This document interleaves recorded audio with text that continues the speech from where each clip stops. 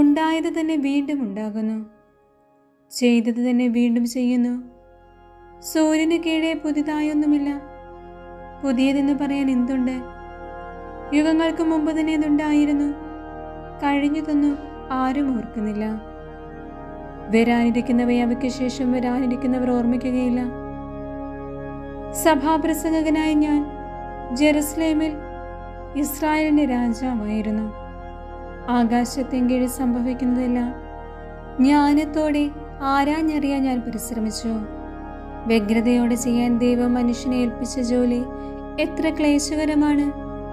സൂര്യന് കീഴിൽ നടക്കുന്ന എല്ലാ പ്രവൃത്തികളും ഞാൻ വീക്ഷിച്ചു. എല്ലാം മിഥ്യയും പാഴ്വേലയും അത്രേ.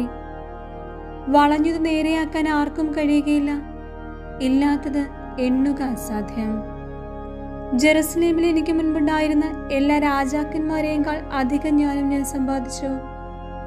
ജ്ഞാനത്തിന്റെയും അറിവിന്റെയും യഥാർത്ഥ രൂപം അനുഭവിച്ചറിഞ്ഞു എന്ന് ഞാൻ വിചാരിച്ചു. ജ്ഞാനത്തെയും അറിവിനെയും ഉന്മത്തതയും ഭോഷത്വത്തെയും വിവേചിച്ചറിയാൻ ഞാൻ ഉദ്യമിച്ചു. ഇതും പാഴ്വേലയാണെന്ന് ഞാൻ കണ്ടു. കാരണം ജ്ഞാനമേറുമ്പോൾ ദുഃഖവുമേറുന്നു, അറിവ് വർദ്ധിക്കുമ്പോൾ വ്യസനവും വർദ്ധിക്കുന്നു.